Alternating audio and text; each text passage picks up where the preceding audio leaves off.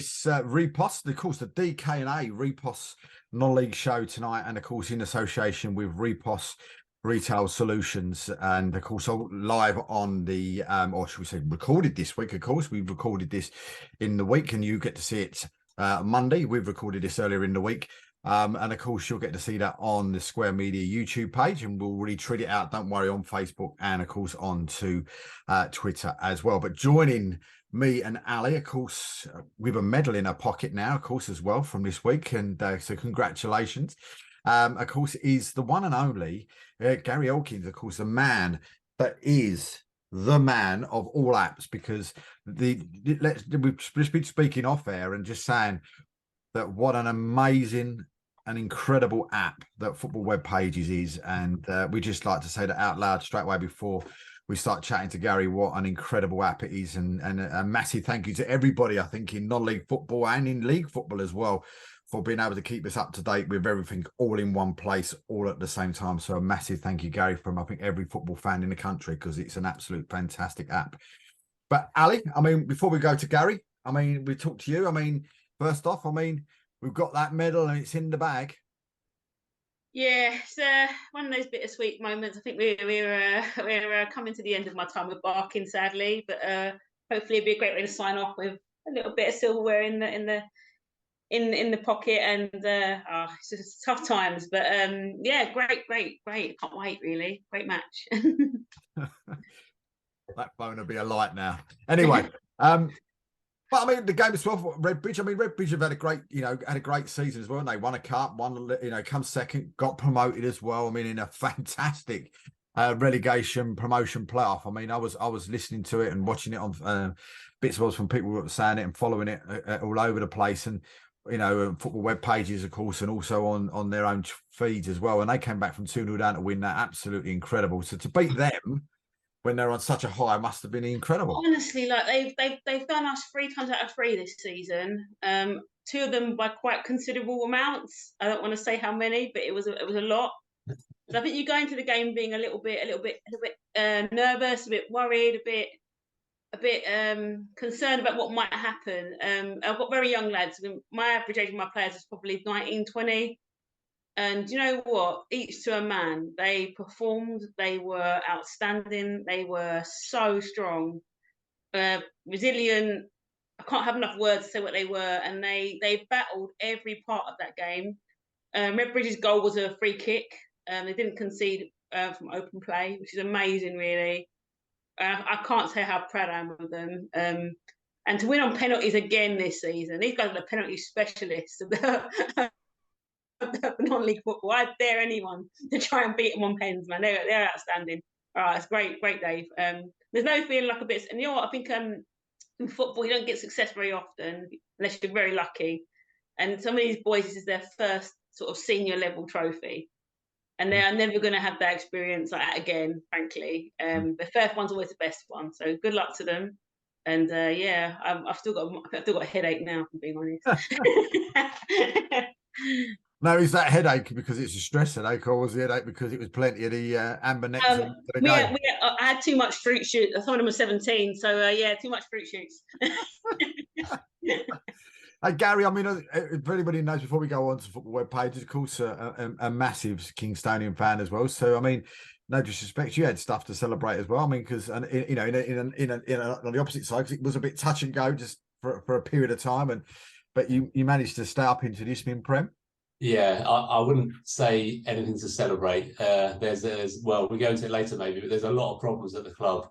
And yeah, we stayed up by a place, but it's awful. We're playing miles from Kingston. Crowds are on the down. It's horrible going to matches. It's just a horrible place at the moment. But yeah, I mean, obviously pleased we stayed up, but in some ways, I think long term it may have been better to have relegated, because I think the board might have sort of woken up to what they're doing. But yeah, we stayed up, but I can't see any good things coming for K's next season, unfortunately. I mean, are they still at, what is it, Crimping Casuals they're at the minute? No, so this season just finished. We played at Tooting and Mitcham. Right, that's it, Tooting, yeah. Which, no disrespect to them at all. They're a lovely club and everything, but the ground is miles from Kingston. It takes ages to get there. It's huge. Our average crowd was 200 and something and rattling around in there. It's just awful.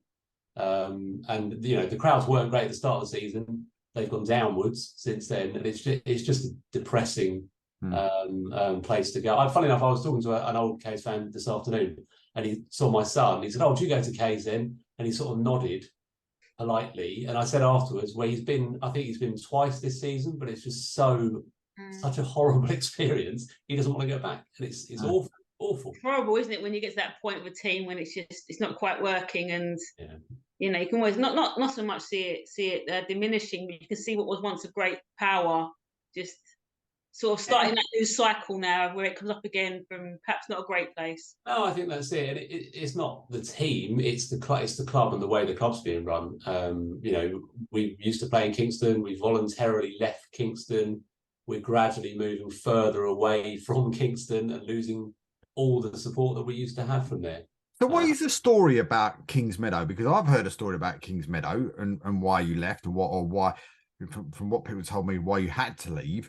So I mean, what was the story with Kings Meadow? Because Chelsea were sharing it, and of course Chelsea are there sort of like on their own as such now. Yeah, so Chelsea women are there. So I mean, it's a very, very long story, but I think K's would have had to have left Kings Meadow by, I think, funny enough, by this month. But the board voluntarily left. Is it 5-6 years ago now? I can't even remember. And the quote from Mark Anderson, the chairman, was, "It's in the best long-term interest of the club to leave Kings Meadow." And at the time, I said that I didn't agree. And I think I've been proved right, because it's been awful since. We played at Leatherhead for a couple of years. We played at Casuals for 3, I think, and now Tooting for 1. The club haven't even bothered to confirm where we're playing next season, but everyone is just assuming it's going to be Tooting again. And as I say, the crowds are on the down. There's already talk about people, even the people that did have a season ticket, we're not going to renew because we don't want to be here. It's just a depressing place to be honest. And of course, Tooting themselves went down this year as well, so it could be absolutely more depressing sort of area to be with. But what's the closest ground? So if Kingstonian, you know, had to, you know, can't get their own ground, where would they share? What would be the best? Well, I mean, what was the closest? Yeah, this is what's difficult. You know, I do have sympathy with the board. They are trying to find a permanent ground, which is incredibly hard. You know, you can't buy a decent house in Kingston for less than $1 million. So how they're going to find anywhere to build a ground is incredibly hard. But you've got other ground. You know, I would go back to Corinthian Casuals. It was in the borough, wasn't in the town, but that's, as a sharing location, that's got to be better. Met Police is not far away. Hampton's not far away. But the board are scared of having to move into the Southern League, so they don't want to join they don't want to play it anywhere that would make that more likely. So that knocks out, because we're really close to the border of the Southern League. So that decision kind of knocks out a good chunk of grounds that we could go to. To me, the ideal place is, fun enough, is Kings Meadow. There is not where Chelsea women play, but literally next door is an athletics track where football is played. So to me, the club should be doing everything possible with the council support to try and get the club playing back there. Because the Kingstonian playing near the town centre of Kingston is going to give you the potential to get all those lost supporters back. But there's this fallacy from the board that, you can't fit a football pitch in an athletics track, which is obviously not true. Yeah. And they just won't engage on that. They just keep coming up with these pipe dreams to move the club to. The first one was Chettington Golf Club, which is at the very end of the borough. That was a complete fallacy. Then they threw all their eggs into it's called a field in Lovelace that was never going to happen. And funnily enough, they can't move there. And now they're back to step one and sort of asking for praise because they sent an email to some guy at the council to arrange a meeting, and they put out a press release suggesting that that's progress in the search for a new ground. I mean, they have absolutely no clue what they're doing, the board. And I was part of a group that essentially not tried to buy them out, but tried to put money into the club for places on the board, and they weren't interested. And I don't really know what the future is holding for the club, to be honest. Which is a shame, because it's one of those sort of Where can I put it? It's one of the sort of classic sort of Isthmian clubs as well, isn't it? You know, Kingstonian. You know, the likes of themselves, even like in Tooting have just gone down. You know, and you look at it, and there's some sort of classic Isthmian clubs in the likes of yourselves, in the likes of even Harlow that have disappeared this season as well, since it's gone over to the Southern League. Which, again, you can see why. You know, maybe they don't want to go over there because that might happen with them, but you know, different circumstances, of course, with that one, but. You've got all these different pieces like the Ableys that have just gone up. There's some cult sort of Isthmian teams, isn't there, that are in there. So you know, you really want to see Kingstonian stay in there and really sort of be one of those top teams like you know, I even in my sort of 10, 12 years of being involved in non-league football, they were always one of the teams that were one of the powerhouses in the league or in that sort of, you know, sort of pushing towards the promotion areas. Yeah, I mean, I think Kingstonian, the name of Kingstonian is well known in non-league football, and you know, we were in the conference as it was then for 3 years, and had a good following then, and people still know us from the cup runs with Jeff Chappell and the trophy wins. So there's a lot of history there, which is why I think there is, you know, if we were able to get back to playing in Kingston, I think there is a fair chance that we get a lot more support than we get at the moment. But asking someone who used to go to maybe 5-6 games a season in Kingston to travel over to Morden and watch them in Tooting is ridiculous, because they won't go, and even if they did, it would be a horrible experience. So honestly, I mean, I know it's hyperbole maybe, but I do really seriously wonder if the club's going to survive, because the trajectory is downwards in every single way. Yeah, which is a real shame. Well, let's get on to something that's a bit more happy, shall we say, away from Kingstonian. I mean, so go tell everybody when, because I don't know myself. How did you first come up with the idea of sort of football web pages, and when did it sort of first start and all start to come together? And is it just, I suppose, on the second question, is it just you that runs football web pages, or have you got sort of a gang of people with you as well? I mean, tell us. Well, do the second bit first of all, mate. It predominantly, almost entirely me. There are a couple of other people who do little bits and pieces. Like there's a guy who looks after the servers, and there's someone else who does bits of admin. But the rest of it is basically me. I'm certainly the developer of the website, the app, all that sort of stuff. So it's mostly me. But actually, how it started, I was thinking about, I knew you'd asked it, so I was thinking earlier. I think it's about 25 years ago, actually, and it's to do with Kingstonian. So at the time, there was no website for the club. And so along with a mate of mine, we decided to start a website, as you did, for the club. And we wanted to have a league table on there. And it was ridiculous. There was no way of having a league table on a website unless you manually updated it every single time there was a match. And I just thought, this is crazy. There should be an easier way of doing this. And so the website was formed then, but it's nothing like what it is now. But essentially, it was just a way to allow other clubs to get the data of a league table and display it on their own site. That was kind of where it was all born. And it was very much a hobby at first. It was, you know, I spent a bit of time on it when I could. My background's obviously in IT. I'm a programmer by trade. But it was a hobby. And for quite a few years, it didn't do all that much. But then I think as mobile phones got started being used all the time, I just thought it would be good if people were able to get updates from non-league matches in the same way that you can if you follow a Premier League club. And so the idea came along of, and I did it for Kingstonian first, but more as a test really. But the idea was that somebody at the game, who was me at first, was sending in updates when something happened. That was then being received, and then it could send out updates and update league tables, all that sort of thing. So that was where like the live scores system was born. And even that was quite slow. Probably only a few clubs used it for the first maybe 2-3 seasons. But then one summer I got into discussions with Nick Robinson from the Isthmian League, who he'd seen it and he thought, well, that's quite good, we want to use it for the league. And so eventually we made an agreement that we would be, if you like, their live scores provider. I think we don't have a name like that, but essentially Isthmian League clubs are required to use the live score service. So they have to send in updates from their matches, which there was a little bit of resistance at first, because obviously not all non-league clubs have someone spare who can do that voluntarily, or at the time I remember there were problems with bad connections, bad mobile phone signals at one club or another, so there was a little bit of teething trouble. But after it had been used for a season, I think really all the clubs really appreciated it, because yes, they had to find that volunteer, but obviously all of their supporters and staff and everyone can benefit from having the information.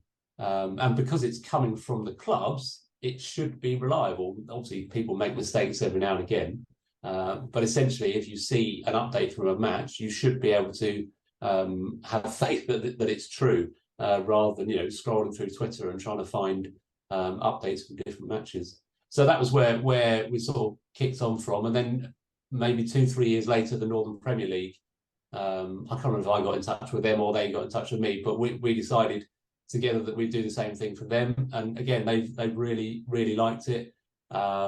They, in some ways, they actually use it a bit more than the Isthmian League now. So their social media is a lot more tied into it than the Isthmian. And I think my aim all along with that side of things was to provide the same service to non-league fans as people who follow Premier League fans. And we're not quite there yet, because you don't get your XG and your number of passes and your number of corners, but you get the updates that you want, and you can see, last day of the season, it goes crazy. There's so many people looking at live league tables all the time, and you can see that, and you can believe what you can see, which I think is a testament to all the volunteers out there that put the information in as well, I suppose. So what happens with, with the non-league stuff, and as I will know, because I used to use it myself when I was doing stuff for Harlan, you putting the stuff in and all the rest of it. But what about who's then does the stuff, say, like for the Premier League or for those divisions, and now you just put the ladies in there as well. So who puts all that information in? Because surely somebody from Arsenal was not sitting there on football web pages tapping that in.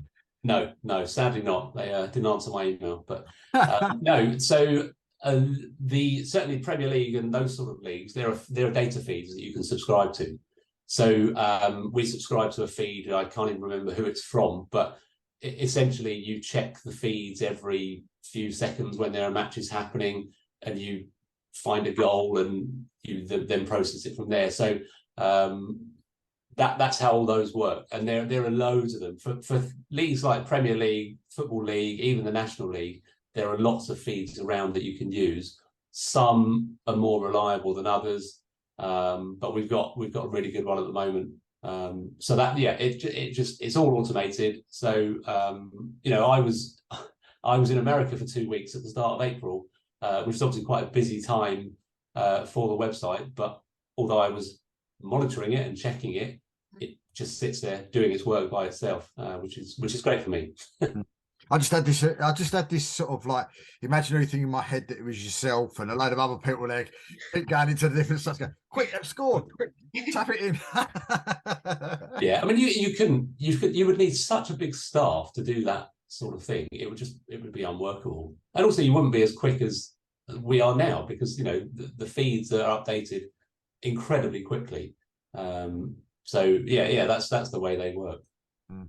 And with the actual sort of with the website, so it's the one thing that everybody loves, and I look at it almost from week one. I don't know about anybody else, but there's a lot of people, and I'm just a saddo when it comes to that. But I'm going to the predicted table for the end of the year. I mean, where does that come from? Is that yourself thinking? Well, we get lots of messages about the predicted table, and normally it didn't happen this season, but normally the Daily Express will do a story based on the FWP predictions. God knows why, but so it actually came about. It was something I wanted to do. I wanted to do a predicted table, and I work part-time at a school, and so I took the head of maths to the local pub several years ago now, and we just sat in the pub. He's a big football fan as well, Mike, and we just sat talking about how to do it, and we came up with a statistical method for predicting the scores. I honestly I think the way it works is it looks at every score between 0 and 10. So it'll look at 10 all, it'll look at 10-9, 10-8, 10-7, and it picks the most probable, or the most probable of those, and it uses that as the prediction. But I never really intended it to be used in a serious way, but some people look at it and think it's, that's what we think is going to happen, and sort of send a message, a quite not aggressive but complaining message if we're wildly out in our predictions, that sort of thing. But if I was good enough to predict all of the scores for the rest of the season, I think I'd probably retire by now, and I wouldn't need to be running a website. But I mean, how many sort of leagues and clubs have you actually got officially linked to? Is it just the Northern and the Southern that you've actually got? Sorry, Northern and Isthmian that have actually sort of linked into it, or have you got that you have got? Yeah, so at the moment it's the Isthmian and the Northern Premier use the live score system, and we obviously share data with them so that they don't have to input things twice. The National League is difficult because the National League, ex-conference level, they do a lot of work with the Press Association, so there is good coverage for the National League. National League North and South, there isn't very much around, so we have tried to get in touch with them about trying to do something there, but they've never really seemed that interested. And obviously the other one that we'd love to get on board is the Southern League, which is something that people, I know, David, you sent a message as well saying, why are the Southern League not on there? And we get those messages quite regularly, but all I can say is that we'd love to have them on there. We have tried to get them on board. I think we were, about this time last year, we were close, and there was someone at the Southern League who was very keen, but when they presented it to, I think they presented it to the board, they said that no, they wanted to stick with their existing system for the season just gone. So I have got back in touch with this person to say, how did it go? We're still here, we're still keen, but I've not heard back yet. So if anyone out there has contacts, please send them my way. I've got to say, Barking were relegated last year from the Isthmian, and I was so gutted when I found out it wasn't going to be on football web pages no more. Well, so this is something, I'm sort of stopping at the bottom of step 4, but I shouldn't, because we'd love to cover step 5 and 6 as well. And we have had a couple of leagues sort of want to get involved, but the difficulty there is to run the service, we have to have a reliable set of fixtures, and we have to be able to check things. And step 5 and 6 almost universally use the FA's full-time system, which would be perfect, but we are not allowed to access it. And I have been in touch with people from the FA, and they have categorically said we are not allowed to access their system to get fixture information or to check things. So we can't do it, which is a real shame, because we'd love to do it. They'd love to do it as well, but the barrier is there, unfortunately. I must say, Gary, your program, it forms part of, for so long now, it's formed so much of my weekend ritual, in that you get to the game, you invariably on the bench, the players go, what's my sub number? You check your number on there, say, oh, you're 15, Bob, and everything else. That's the unseen help for me as a physio. Yeah. But also, just after the game, 5 o'clock you finish. By 10 pop up, I'm on the live table, seeing how all my friends are getting on, all my old clubs are getting on, checking who played, didn't play, we've got cards, who scored. It's honestly, I love it so much. I can't put it into words how much your little app helps my Saturdays go round. That's nice to hear. Do you know how many people have actually, do you get a total of how many people have actually downloaded the app? I probably could, but I honestly don't know. I was just curious, because I'd be very surprised if it's, well, I would have thought it's got to be well into 6 figures. I don't know. When I go to non-league matches, I see people on there regularly, and obviously they don't know who I am, which is absolutely fine. That's the way I quite like it. But yeah, so obviously it's very well used. And so if the likes of like the Essex Senior League and the Skeckle League had their own sort of websites with their fixtures and that on it, then you would be able to maybe put those 2 leagues onto the actual onto the web page. But it's just because they're in that FA full-time stuff that they can't do it. Yeah, that's exactly it. We have to be able to access a fixture list to know which matches are going to happen. But then with the best will in the world, people do make mistakes. So we need to also be able to check. So we've got something that runs every day that checks all the league tables and says, this one's out of date, check it, or someone might, a team might have been deducted points, for example. We wouldn't necessarily know that until we realised that the league table's out of date. So it's those two things that we need.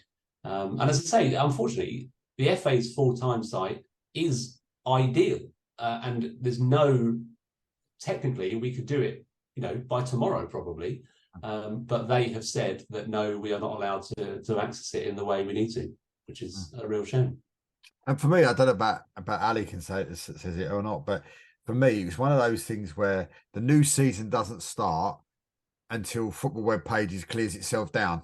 Do you know what I mean? That's when football season starts, because it's like you go on there one day, I know it's supposed to be this one in this league, but until football web pages tells me for definite, even though you might have been at the AGM, until football web pages tells me that I'm in the normal Premier. David. I check my fixtures on there. My life is literally run by web pages when I'm in those leagues. I've struggled so much this season knowing what I'm doing each week. Yeah. No, I mean, the summers, it's difficult because, all right, you might go to the AGM. I don't go to them, but I need to know that all of them have happened and everything's confirmed, because all right, things change late on, but it's sort of a guessing. Can I do it yet? Can I do it today? Can I do it today? You have to wait and right. I'm confident now, and we'll go for it. So I'm checking that is it the non-league maps projections all the time at the moment to see who's going to be where. But until the AGMs have happened, then it's not really worth doing anything, to be honest. Well, I can tell you the Southern League's one's the 17th. I think it's 17th of June, 16th or 17th of June. So I know it's around that somewhere. Feels a little bit late this year, that does as well, 16th, 17th of June. But it's I think it's one of those things, isn't it? With that sort of scenario, you just don't know. I mean, I speak to the guy from, and apologies to the gentleman or to the lady even that runs non-league maps, because I'm not sure what the person's name is on the other end of it. But we have general chats quite regularly through DM, but that seems to change quite regularly as well, doesn't it? Because it depends on who's getting relegated, who's getting promoted. If there's a load of Essex teams sort of dropping out of the Isthmian North, then all of a sudden, hang on a minute, where do these ones go, and what divisions do they drop into? So that must be as you said, it must be a nightmare for somebody like yourself having to. And I'm assuming you have to put all that. Do you put all that in by hand, or is that something from another program? It's fairly manual, actually. The rollover, or whatever you want to call it. I did try to automate it. It's actually just easier to do it manually. It's fine, but yeah, I mean, the projections are great, but they are just projections, and it's all well and good drawing a line on a map, but it's not those people who decide. It's not us who decides. We have to just wait for the call to be made. But interesting times anyway. Is it? I mean, for me though, is there one? What's the sort of, when you first started doing it? I mean, and you said it sort of snowballed quite slowly at first, and now it's coming to. I just see it as big as Sky Sports now. The app, do you know what I mean? Just if not bigger, in all fairness, because of what it is. But it's one of those sort of things though. But when you get emails come in, or DMs come to you, or tweets and Facebook and whatever else come into you, what is the one sort of thing that these people are asking you for? To, information wise, to go on there? Is there one sort of thing that they say, come on, Gary, why have we not got this on there, or why? I mean, well, one of the things was something that you've mentioned, David, which was the women's leagues on the app, which I'm pleased to say are now on there. They weren't on there originally, and I can't remember why that was even done. But once they weren't on there, it was actually quite complicated to then get them on there. But we regularly got messages about that, and I'd sort of promised myself and everyone in the replies that it would be done in time for next season. But then I looked at it, actually, I think it was only this week or last week, and it wasn't quite as difficult as I thought. So now they are on there, which I'm very pleased about. But the women's game is something I'd actually like to cover a lot more, because there are very few. We get goal updates, but we don't get lineups. We don't get any more information than that. So I think it might be something that's worth exploring, maybe with them. I don't know whether they'd be interested in using the live score system as well or not. But that's certainly one, getting more exposure, I suppose, for the women's side. It also, as we were talking earlier about step 5 and 6, we do get messages from It's normally the leagues themselves, to be honest. I think particularly when they have clubs who are relegated from the Isthmian or the Northern Premier, who are then in a league that doesn't use FWP, then we get the messages saying, oh, can we still use it? And yeah, they can use it. Like if you get barking, it's fine. If you want to use it, keep using it. But it won't be as good because the other teams in the league don't. So I'd say they're probably the two. It's about coverage more than functionality, I suppose. Yeah, I think that was what I used to find frustrating with it sometimes when you go into it sometimes, and it was and you'd go into it as an Isthmian team, say like with Harlow and used to do it for Harlow, and you go into it and you'd be playing maybe, I don't know, a Northern Premier Division team or an Essex Senior League team or one of these sort of teams, Southern League team, and you go, oh, but they're not in it. Or you'd be away to them in an FA Cup game and it wouldn't be on there. Do you know what I mean? And their team wouldn't be on there. And you're thinking, well, why are they not putting it? Because you're so used to in that regimental thing of actually putting it in. Yeah. Go, why is there no info in there? Well, why is it in there? Or getting that call from Kelly, Kelly Discipline from the league. You haven't pressed kickoff. Oh, sorry. Yeah. I know. I mean, we've got quite a good sort of rule structure now. So if a team is away in the FA Cup to a team who doesn't use it, the away side has to send in the updates. But you're right, there wouldn't be a lineup probably from the home team. I mean, if they wanted to put it in, they could.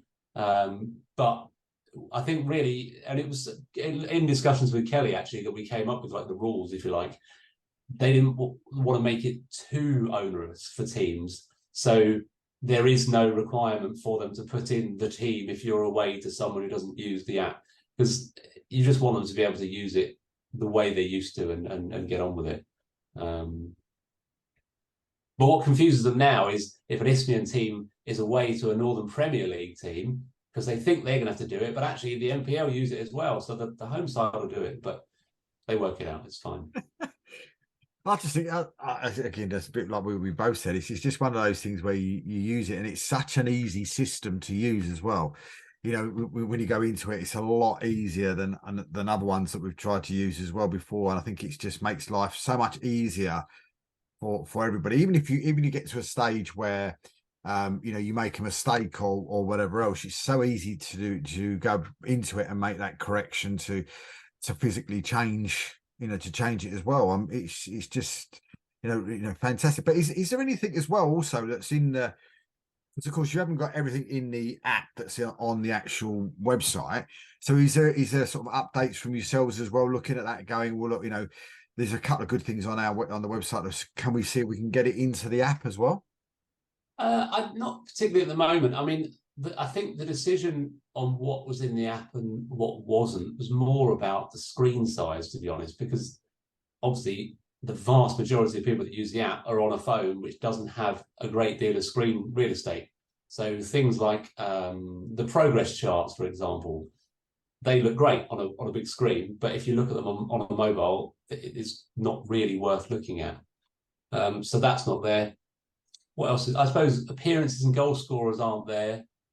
I suppose there's no reason why they couldn't be on there, but I think the app was more about what are people going to want to look at during the match. I'm at the match. I want to see the scores today in the live league table. The video printer is on there if people like that. So it's more focusing on that side of things, I think. I mean, you said about that's how you first started it because you wanted to do something for Kingston, but has it sort of surprised you though how much of a beast it's got? Yeah, absolutely. I said to you that it started very much as a hobby, and now honestly it's a business. It's I don't just work on FWP, I do other things, but it brings in an okay income. I get to do nice things like this. I've got to know a lot of different people. It's great. I would never have imagined it would end up being like this. And it's great just hearing you and Ali talking about how you use it and how useful it is, how easy to use it is great. I'm very proud of it, to be perfectly honest. Ali? No, I say honestly, I can't sing its praises enough. I have to ask you though, what's the future for FWP? What's coming up in our latest app? Anything new? I don't know. spoiler alerts? There is something. One thing I am working on. It's not a big thing, but I had a random comment from a guy I know a while ago. He said there used to be a page on there that was called Staying Up, or was it? I think it was called Staying Up or Going Up, one of those two. And you could see if you were in the relegation zone or fight, you could see what's the highest we can finish, what's the lowest we can finish, who we got to play, that sort of thing. So I think I'm going to try and put something like that on there, that maybe as the season progresses, you can see the highest place we're able to finish, the lowest place we're able to finish, that sort of thing. I think that'd be quite useful. But I mean, there are, I suppose, higher up in Premier League, that sort of, and Football League, there's a lot more data for matches available now. So we could do things with like XG and touches and passes and all of that. But to me, I don't really see the point. Like, you can get that from loads of other apps or from other news media. I quite like that FWP is more focused on non-league. And we're not going to start getting that sort of data for the non-league level. So there is kind of a limit to what we can do, really. But yeah, I mean, I do still work on it quite a bit. So any suggestions are very welcome, and we do get suggestions from people, sort of saying, why not do this, or can you change this or adapt this? So very happy to hear all of those. And I mean, does it disappoint you though when you've got such a great sort of app going that like the FA and that to turn around and say, well, no, you can't get that information off of there and stuff like that, because you're just trying to help clubs and just doing and leagues out more than anything else. So they've got sort of one focus to find all their scores. Because let's be honest, if your app wasn't there, I would be very, very interested. Someone did a poll. If someone said football web pages wasn't there anymore, where would you then go to try and find your non-league results? I don't think anybody would know. No. I mean, there are other sites out there. I think quite a lot of them use our data, to be honest, which is fine. But yeah, I mean, it's just frustrating, honestly. I think probably I'm not much of a schmoozer networker. I don't know all that many people, and maybe it is just not knowing the right people. And if I did know the right people, maybe I could get them to sort of understand where I'm coming from. Because you're right, David, the point that we're trying to meet is to help clubs and help leagues and help supporters. And it's just frustrating that we have a system that could be used by these clubs and these leagues, but unfortunately they can't use it. And it wouldn't even be that difficult. We could absolutely, if we got the okay from the Southern League and the FA, we'd have full coverage from the Southern League next season. We'd have probably full coverage of step 5 and 6 throughout. So yeah, it's just frustrating. And especially when you think, and his name escapes me, so bear with me. You might know the name because you play him every year twice. Was it Jack, the Bognor Regis manager, that's now he's like one of the top men in the FA, and right. And you think, so well, he used to be part of Bognor Regis. He was the Bognor Regis, manager, for years. And you think to yourself, well, surely there's a connection there that he would sort of be able to maybe do something. And I know there's possibly some people like Lawrence Jones as well, who's in charge of the non-league system as well, that could possibly help out. And Jack's last name escapes me, but I'll have to try and remember what it is before we finish. But these people are sort of in that, and you think so. These people out there just trying to boost that sort of, the non-league family, help the non-league family out. And I know, you're helping the sort of everyday sort of like, Arsenal fans and Tottenham fans and Bradford fans, Leyton Orient fans, by putting their scores on there as well. Because as you said, whatever ground you seem to go at, I was at Leyton Orient the other week, and there was people sitting behind me, were using football web pages to have a look to see how Stevenage were getting on, to see if they were going to win the league or not. Do you know what I mean? And it was like, wow, we're sitting here. I know it's only, I won't say only, but if you're sitting there at Brisbane Road, Division 2, and someone's sitting there checking your app to see whether or not, to see what was going on. They weren't using, Sky Sports' app. They were using football web pages to see whether or not Stevenage were losing. I think it was against Mansfield on the day, to see whether or not, Leyton Orient were going to be champions or not. Yeah, and that's, you know, I'm not. We obviously we cover those leagues and very happy to, but I just you're right. We want to provide the service for the non-league side more because there is a lack of alternatives, and so as I say, maybe it is just not knowing the right people to speak to, and who knows, maybe someone watching this will be able to put us in touch with the right people to try and help out. But it is. It's great for the leagues that have it because you've got, as I said, you've got the kind of reliable information. But as I said at the start, when we were talking about Kingstonian, we are on the border of moving to the Southern League.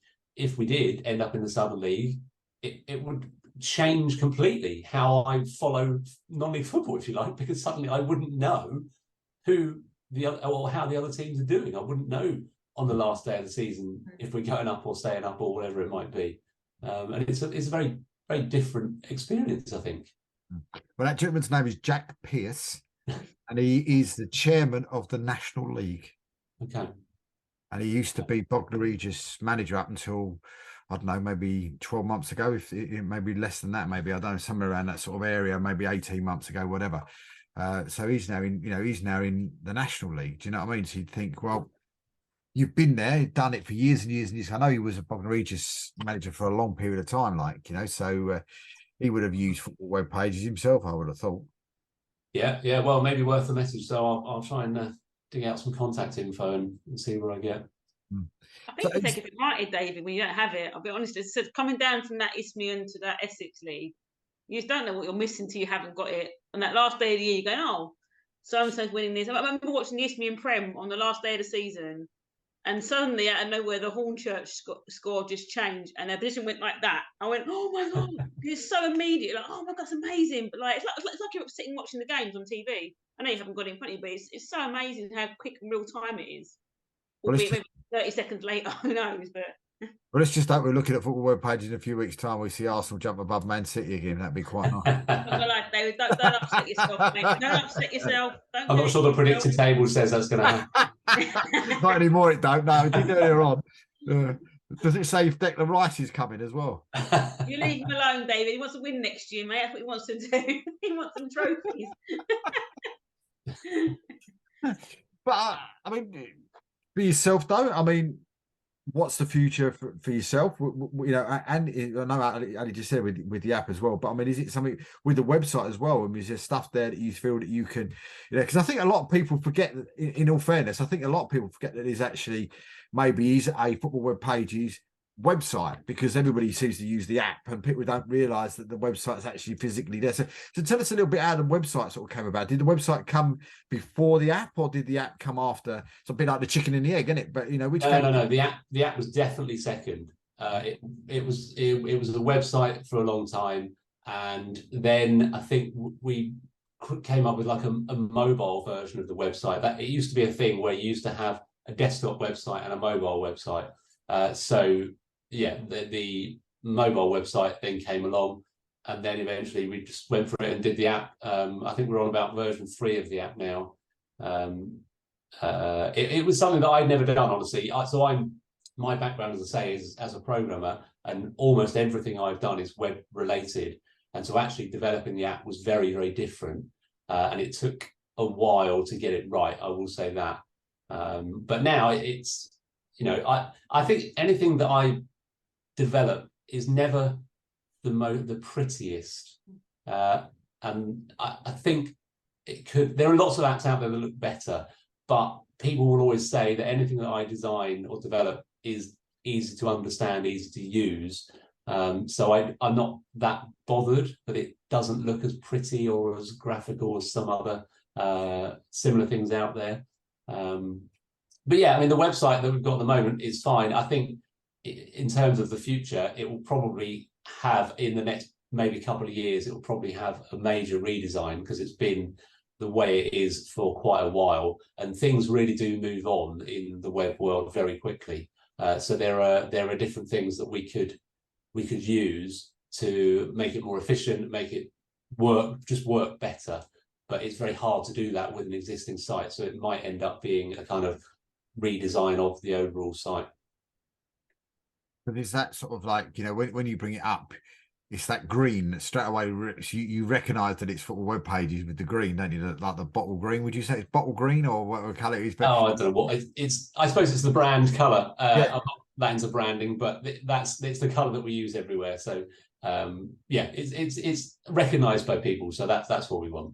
So why not red and white then? If you were Kingstonian, I don't know. You know what? I think the site, when the site very first started, it was blue. It was like a light blue, and then at some point there was a redesign, and I think it was just football is green and the pitch is green, so we'll go for green.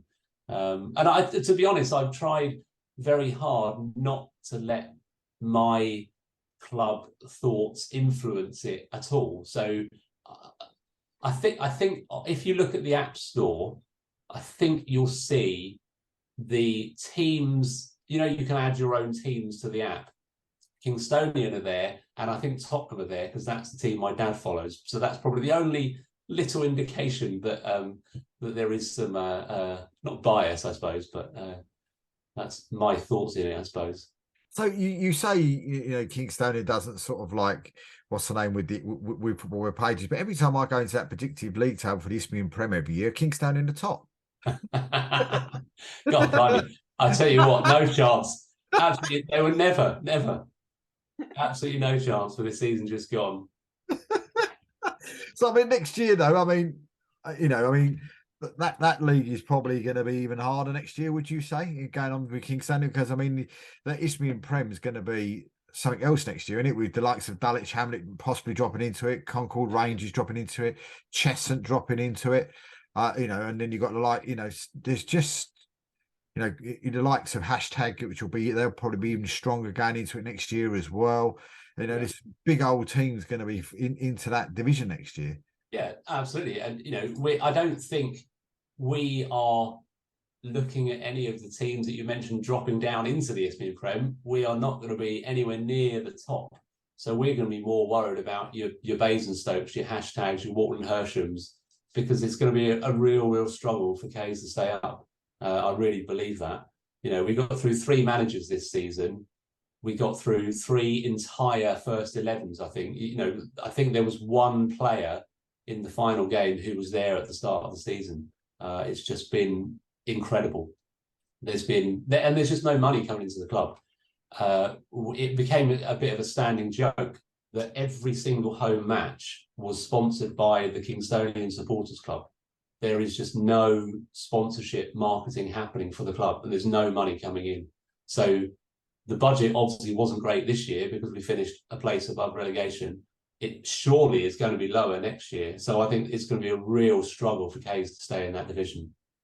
And yeah, I must admit, you know, I was there on the day that Spencer Knight, you know, bought Kingstonian to Enfield Town, and I was doing sort of commentary on the thing at the time, and I thought you were impressive on that day. Like, really actually, I was there. I was there that day, and we played really well.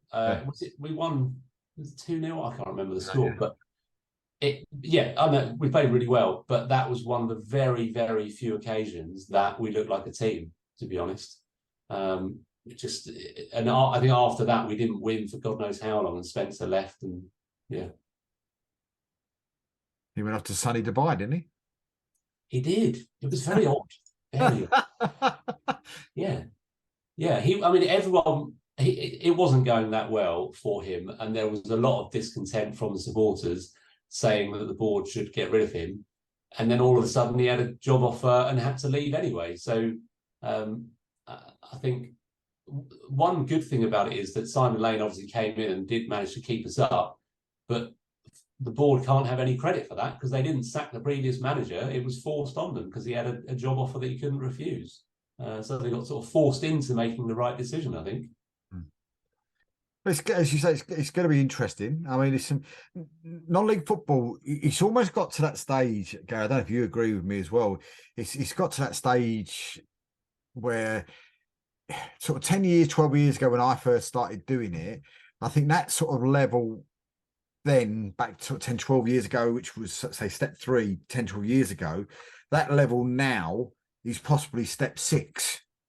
if you know what I'm trying to say, and you know, and because the level of step 3 and even step 4 and even some of the clubs in step 5 is incredible. I mean, have you noticed that yourself? And I think that's what maybe is costing some teams, maybe the likes of Harlow, the likes of Kingstonian, the likes of Tooting and Mitcham, almost been caught on the hop as such with the actual. It's just been incredible the difference in, you know, when you've now got, and I don't mean this, it's no disrespect whatsoever, because they're fantastically run club, fantastic. I mean, hashtag United, no one's heard of them 10 years ago, had they? You know, now they're step 3, and let's be honest, Abley got into step 2 this year. Who's to say hashtag ain't going to go all the way through it? I'm going to be honest. Hashtag, I played them last year. They are something different. They've got the social media thing on lock. They're a really progressive club.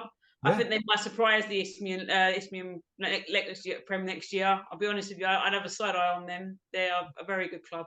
They're another Dorking Wanderers, aren't they? I mean, Dorking Wanderers just disappeared. They were, you know, I remember them being a division below Arlo and coming up, and now they're sort of in step 1 now, aren't they? So it's mental. Yeah, I think it's right. And there's lots of clubs who are kind of coming up, who are being run in the right sort of way for this day and age. You know, you say about difference in quality. Kay's played I think it was a Surrey Senior Cup match, but we played Rains Park Vale at their place. Now, Rains Park Vale have just been promoted from step 5, but in this match, Kay's played their first team, absolutely 100% first team. Rains Park Vale rested, I think, 9 or 10 players because they were going for promotion. They wiped the floor with Kingstonian. It was 4-1 in the end, but that was because we scored a deflected one in the 90th minute. And they're, you know, it'll only be another year till they're in our league as well, or maybe we might miss them on the way down. I don't know. But there are clubs who have been really, really well run. Like you say about hashtag, I'd say Warren and Hersham would be a similar team to. I think that's what makes it sad. I said at the start that I was part of a group that tried to put money into K's, and honestly, we would like to do that sort of thing. We are a sort of a younger generation of people with a wide variety of skills, with some finance to put in. We would want to do the sorts of things that the people running Warren and Hersham or hashtag are doing, and for whatever reason, the board weren't interested, so we can't do it. Which is a real shame. But I mean, I don't know. I suppose it's frustrating. Sometimes you get really, really frustrated with the team that you support, especially at non-league. I mean, I don't know about you, Ali. Do you ever get to that stage as well, where you know the team that you support, where either there's an issue with how the club may be run, or you feel there's an issue with how the club may be run, or frustrations because you can see things that you could do another way? I mean, have you ever had that with any? I've been quite lucky, relatively speaking. I think I've had quite good clubs that I've worked with. Maybe West Ham, I get a different kettle of fish, isn't it? But a great season this year. But I think essentially, like, I've always been with clubs that are quite progressive, whether they've got the ground or the ability to grow. I think they've got the inclination and the intention to grow.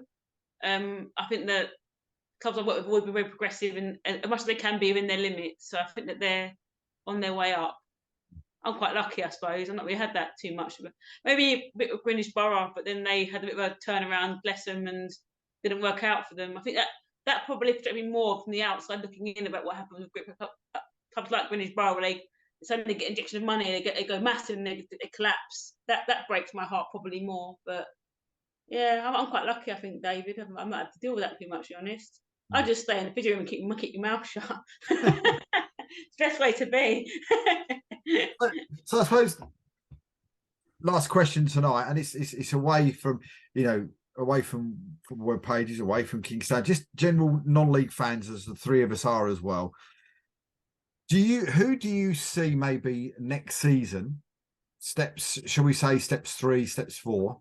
Who do you think maybe in step 4 and also maybe in step 3 are going to be that surprise package next year that you don't, as you're sitting here at the minute, you don't expect to see go on a flyer and get promoted next year? Is there one side there that you look at and think they could be the side that step 3 or step 4 that could cause a few shocks next year? Gary? I think for me, I would say Rains Park Vale, who I mentioned earlier. They're very local to us, to me here. I've seen them a couple of times, and they've just got something about them. You know, they wiped the floor in their combined counties they won, and they've just got it going on. They know what they want to do. They know where they want to be. They've got a little bit of money behind them. They've got some good players and staff. And I think, you know, I think, unfortunately, what might happen is that Kingstonian might miss them on the way down. I can see them being really strong. Good chance of them going up, and I can see a good chance of Case going down, unfortunately. Step 3? What have we got in step 3?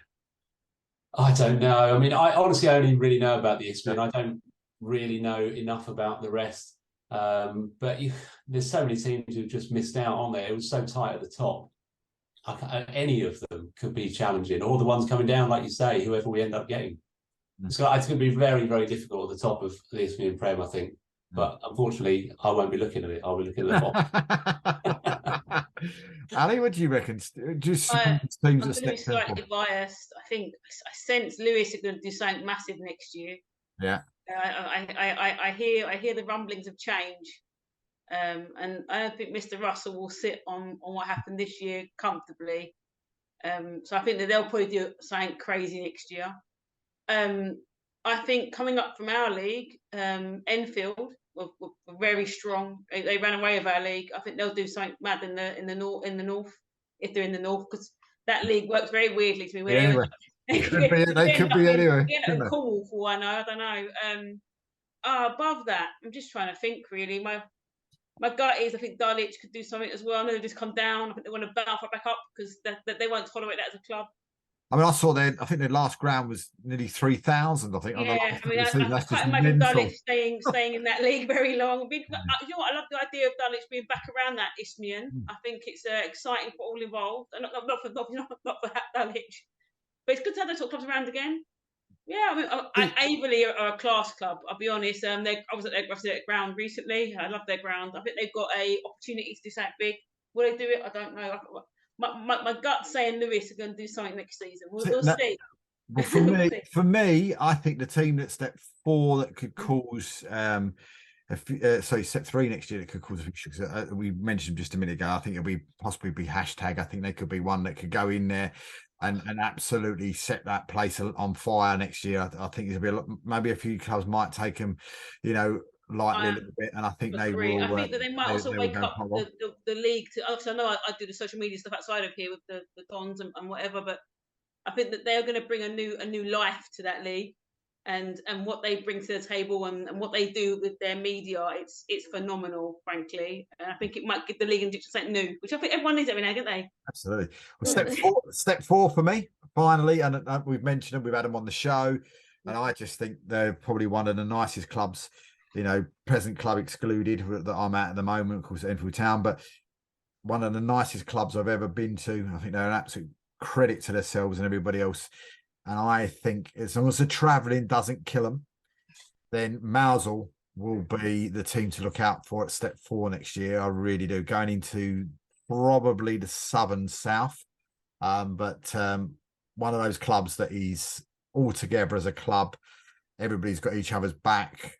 The football's superb. The atmosphere in such the tiny ground, and the furthest Southern League club there is, Gary. I think they'll do really, really well. And, you know, I think they'll be the most hated side in non-league football next year because Truro have got promoted to step 2. So that puts the hatred on Mousehole for a season. And they probably know that, do you know, because of the journeys. Because I think it was from where Truro were playing at Plymouth Parkway, I think it's about another hour and a half after that. So it's a trek. It's about 5.5 hours from Essex, but it'll certainly be interesting. I think when we spoke to them, one of the funniest things I think Keith said to him, didn't he? If I remember rightly, I think he said to him about, you just got to hope that Harrow Borough don't get put in that league, because that's a horrific journey for them. You know what I mean? From one end of the country almost to the other. But it's they're just a lovely bunch of people, and I think they could well do something as well. But listen, it's the end of the show. It's the end of the season, and what a fantastic guest we've had tonight. Probably, for me, the man that keeps non-league football alive for every supporter in this country, because Yeah, and we've just crowned a king, but there's the king of non-league football sitting The right true there below king. me. Very kind. Because of what he does for every non-league football fan. And if you haven't downloaded it, of course, make sure you get on there, because there can't be that many people that haven't downloaded football web pages. Where have you been if you haven't got it? You know, if you haven't got it, get onto your app stores and make sure you do download it. During the off season, of course, there will be, as I normally do during the off season, there will be a few my life's in football. I've had a few people turn around and say to me today that they are going to come on and do it. One of them's absolutely massive, and I can't even believe it. He's turned around and said he's going to come on and do it. And that I won't say who it is, just in case he doesn't turn up. But No spoiler alert just yet. So hopefully he will turn up. But somebody that's been in the news quite regularly on a daily basis, professional footballer that will be with us as well, joining us, which will be fantastic. Somebody that me and Ali know very well as well, because we've spent some time in his company previously. So it'll be fantastic. But from me, Ali, you've been an absolute pleasure. We appreciate you stepping in for Keith when Keith's not been around this year. And as I've said to you in a text, and I'll say it live on air now, hopefully you will accept the invitation. No pressure. But it doesn't just a D&K show next year, it is the D&K&A show again next year, and that you will join me and Keith every single week next year. Keith's not with us today because he's with his sister at the moment and his family, but he will be back, of course, for next season. So we will hopefully have Keith back with us next year, and hopefully, who knows, he could be a football manager again this time next year. But a massive thank you, of course, for one other person, and of course that is from Reposs. We really, really appreciate your sponsorship. Hopefully you'll sponsor us again next year. We'll get to see whether that happens, of course, in the off season. But a massive thank you to Reposs Retail Solutions, a fantastic company. Of course, by the chairman Paul from, of course, Seven Oaks as well. We wish them all the very, very best for next year. But a massive thank you to everybody at Reposs for the sponsorship, their continuing support of the show. But from me, from Ali, and from Gary, thank you for watching us tonight, and we'll see you soon.